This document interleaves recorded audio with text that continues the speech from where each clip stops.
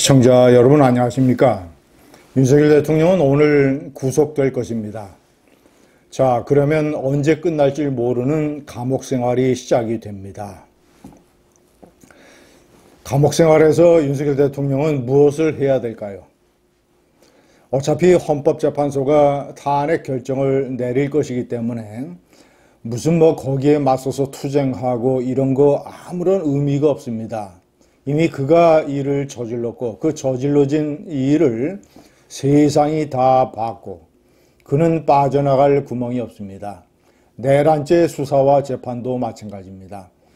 모든 것을 법원과 헌법재판소에 맡기고 그는 감옥 생활의 시간을 이용을 해서 자기 성찰을 해야 된다고 저는 생각을 합니다. 오늘은 그가 성찰해야 될 과제를 제가 정리를 해봤습니다. 세 가지입니다. 중요한 것만 따져도 첫 번째, 나는 왜 괴물이 됐나? 언제부터 내 안에 이상한 망상의 괴물이 자리 잡고 있는가?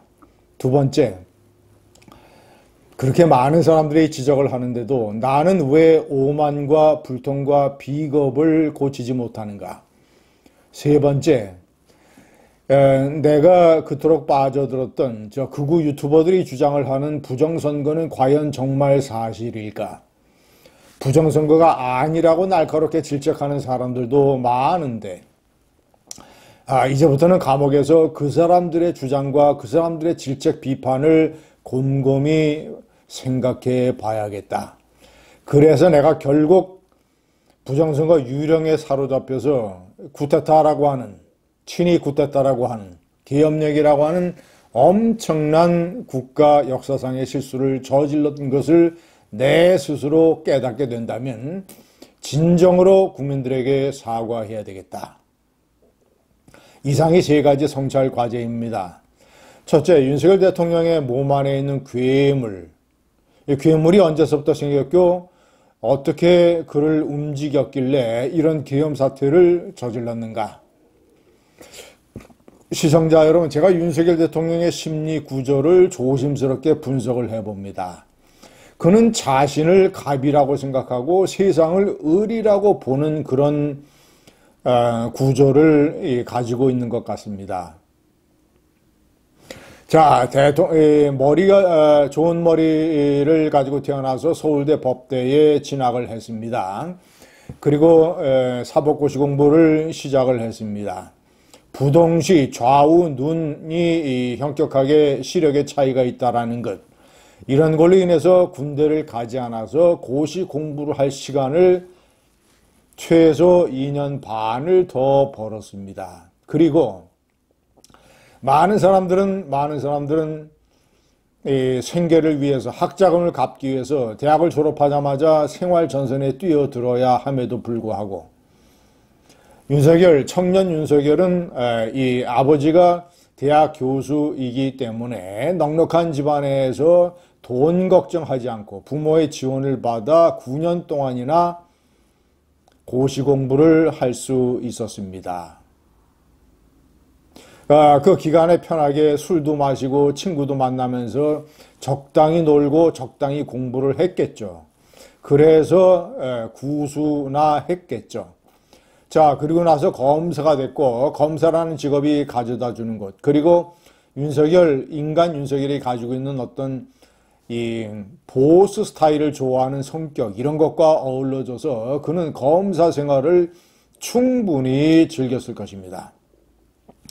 그리고 그가 부인을 하겠지만 그는 그런 과정에서 은근히 자신이 갑이요, 자신에게 조사받는 을만 상대하다 보니까 세상이 을로 보였는지 모릅니다.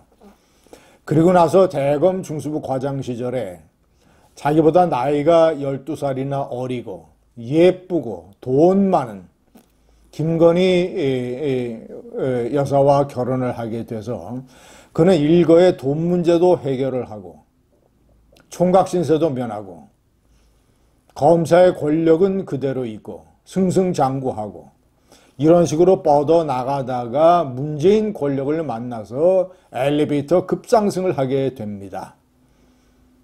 자, 그러면서 박근혜 정권 적폐 수사의 한가운데서 칼을 원 없이 휘두르고 대법원장까지 잡아놓고 그 와중에서 억울한 사람들이 자살을 하건 말건 그는 그의 길을 질주를 했고 검찰총장까지 됐으며 조국이라고 하는 좋은 먹잇감이 나타나서 조국을 발판으로 해서 대통령까지 될 수 있었습니다.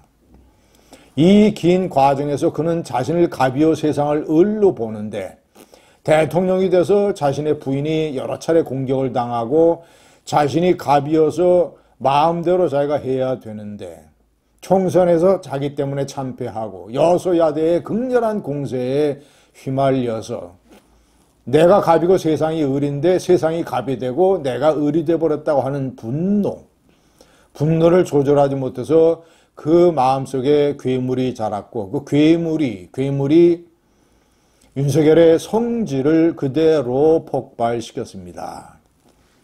두 번째, 왜 오만하고 비겁한가? 오만은 제가 조금 전에 말씀드린 대로 이런 이 출세 과정 플러스 개인 성격, 약간 건방지다고 느껴지는 걸음걸이, 대통령 초반 시절에 도어 스태핑에서 보여줬던 오만한 자세, 오만, 내가 갑이요, 내가 중심이요, 내가 보스요.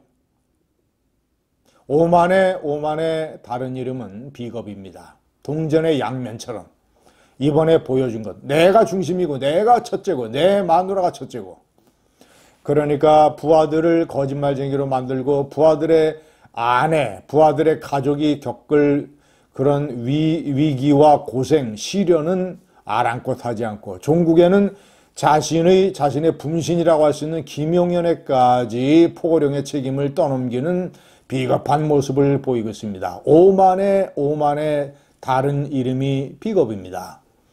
마지막으로 세 번째, 부정선거. 그러니까 똑같은 부정선거 이 증거라고 주장하는 음모론들이 5년 전 총선 때 그대로 다 나왔었습니다. 그때 윤석열은 나는 새도 떨어뜨린다는 검찰총장이었습니다. 부정선거가 그렇게 확실하다면 그때 검찰총장의 권력을 이용을 해서 충분히 수사를 할 수 있었습니다. 대검의 범죄 정보과를 이용을 해서 부정선거가 사실이냐 아니냐 이것을 철저하게 조사를 할 수 있었습니다. 그때는 왜 그렇게 하지 않았을까요? 총선이 자기 선거가 아니었기 때문입니다. 총선이 국민의힘 정당의 선거였고 자기하고는 직접적인 관련이 없으니까.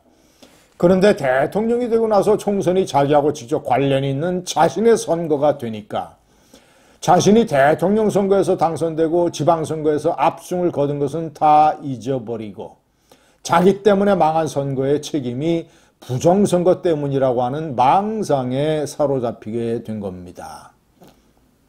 자기 자신의 선거니까 이기심이 발동을 해서 부정선거 때문에 진 거지 내 탓이 아니다라고 하는 일종의 자기 최면. 세상이 나 중심으로 돌아가야 되는데 엉뚱하게 선거로 인해서 여소야대가 돼버렸다라고 하는 분노의 폭발.